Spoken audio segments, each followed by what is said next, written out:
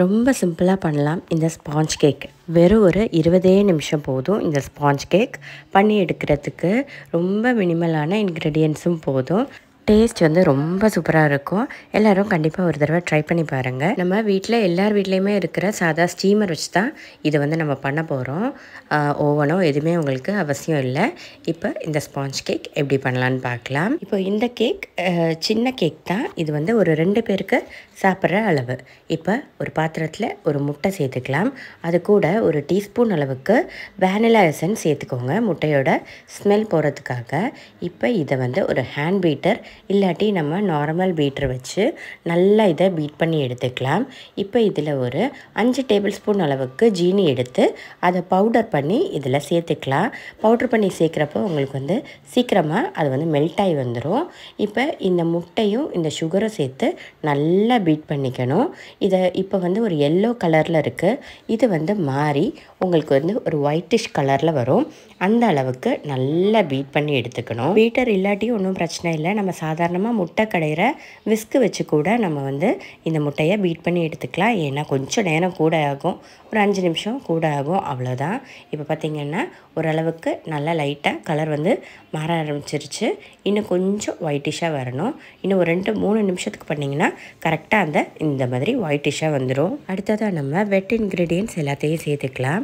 இப்போ 100 கிராம் அளவுக்கு நம்ம மைதா மாவு சேர்த்துக்கிறேன். இங்கே மைதா மாவு உங்களுக்கு வேணான்னா நீங்கள் வந்து இதை கோதுமை மாவுலேயும் பண்ணலாம், ராகி மாவுலேயும் பண்ணலாம். இப்போ 1/2 டீஸ்பூன் அளவுக்கு பேக்கிங் பவுடர் மட்டும் சேர்த்துக்கோங்க, சோடா தேவையில்லை. அடுத்ததாக ஒரு பிஞ்ச் அளவுக்கு உப்பு சேர்த்து இதை ஒரு தடவை நல்லா இந்த மாதிரி ஒரு சல்லடையில் சலித்து எடுத்துக்கலாம். அடுத்ததாக இதை வந்து சாஃப்ட்னஸ் கொடுக்கறதுக்காகவும் மிக்ஸ் பண்ணுறதுக்காகவும் பால் எடுக்க போகிறோம். பால் வந்து இது வந்து சின்ன கப் தான். இதில் வந்து 1 கப் நான் எடுத்திருக்கேன். பால் வந்து கொஞ்சம் கொஞ்சமாக மட்டும் சேர்த்து விஸ்க் பண்ணுங்கள். ஏன்னா பாலை நேராக ஃபுல்லாக சேர்த்துட்டோன்னா லூஸ் ஆகிடும். அதனால் பார்த்து மெதுவாக கொஞ்சம் கொஞ்சமாக நம்ம சேர்த்துக்கலாம். இப்போ பார்த்திங்கன்னா இந்த லம்ஸ் எல்லாமே நம்ம வந்து ஃபுல்லாக அந்த டிசால்வ் ஆகி வரணும். அதுக்காக மெதுவாக ஒரே ஒரு சைடு மட்டும் ஃபோல்ட் பண்ணி எடுங்க. கேக்குக்கு எப்பயுமே நம்ம ஒரு சைடு மட்டும் தான் ஃபோல்ட் பண்ணணும். 2 சைட் பண்ணோன்னா கேக் வந்து நல்லா சாஃப்டாக வராது. இப்போ இன்னும் கொஞ்சம் பால் நான் சேர்த்துக்கிறேன். எனக்கு வந்து இங்கே வந்து ஒரு 3 to 4 டேபிள் ஸ்பூன் அளவுக்கு நான் வந்து பால் சேர்த்துக்கிட்டேன். அவ்வளோதான் வேண்டி வந்துச்சு. பாக்கி பால் வந்து மிச்சம் இருந்துச்சு. அடுத்ததான் நம்ம வந்து பட்டர் சேர்க்க போகிறோம். அன்சால்டட் பட்டர் ஒரு 10 கிராம் அளவுக்கு எடுத்துக்கோங்க. 100 கிராம் மாவு எடுத்திருக்கோம். ஸோ 10 கிராம் உருக்கின பட்டர் வந்து வேணும். இப்போ இந்த பட்டரை ஊற்றி இதை வந்து நல்லா மிக்ஸ் பண்ணிக்கலாம். மாவில் வந்து எல்லா சைட்லேயுமே பிளெண்ட் ஆகி வரணும். அதனால் ஒரு 2 நிமிஷத்துக்கு பட்டர் ஊற்றினதுக்கு அப்புறமேட்டு நல்லா விஸ்க் பண்ணி எடுத்துக்கோங்க. பட்டர் இல்லாட்டி சன்ஃப்ளவர் ஆயில் கூட சேர்த்துக்கலாம். தேங்காய் எண்ணெய் மட்டும் தேங்காய் எண்ணெய், நல்லெண்ணெய், இந்த மாதிரி ஃப்ளேவர் உள்ள எந்த எண்ணெயும் சேர்க்கக்கூடாது. இப்போ நான் ஒரு ஃபாயில் கப் இங்கே எடுத்திருக்கேன். இல்லை ஃபாயில் கப் இல்லாட்டி ஒன்றும் பிரச்சனை இல்லை. நம்ம வந்து நம்ம வந்து பாத்திரத்துலேயே நம்ம ஸ்டீல் பாத்திரம் எடுத்துக்கலாம். நம்ம எந்த பாத்திரத்தில் பேக் பண்ண போகிறோமோ அதில் வந்து லைட்டாக பட்டர் வச்சு க்ரீஸ் பண்ணிக்கோங்க. நம்ம முன்னாடி பட்டர் உருக்கி சேர்த்தோன்ல அந்த பாத்திரத்துலேயே கொஞ்சம் லைட்டாக மிச்சம் இருக்கும். அதுவே போதும் நம்மளுக்கு தாராளம். லைட்டாக க்ரீஸ் பண்ணிவிட்டு ஒரு தடவை டேப் பண்ணிவிட்டு நம்ம வந்து இப்போ ஸ்டீமரில் தான் இதை வைக்க போகிறோம். இப்போ நான் இது ஒரு 10 நிமிஷத்துக்கு ப்ரீ ஹீட் பண்ணி வச்சுருக்கேன். உள்ளே வந்து தண்ணி தான் இருக்குது கீழே.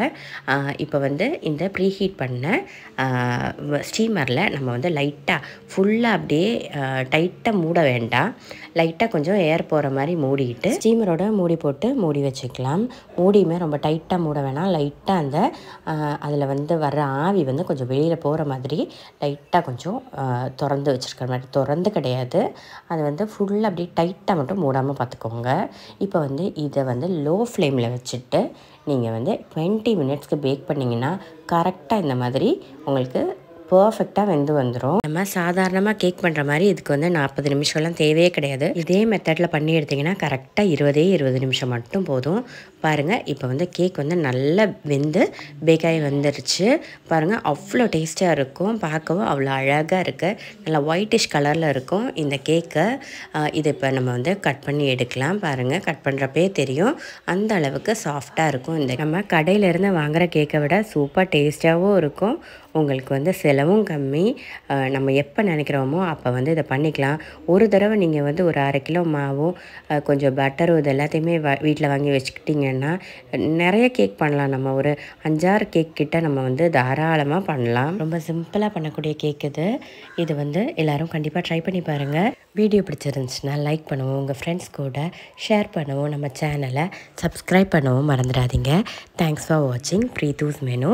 இனி அடுத்த இதே மாதிரி சிம்பிளான ரெசிபியோட பார்க்கலாம். எல்லோரும் ஹெல்த்தியாக சாப்பிடுங்க, ஹாப்பியாக இருங்க. தேங்க்ஸ் ஃபார் வாட்சிங். பாய்.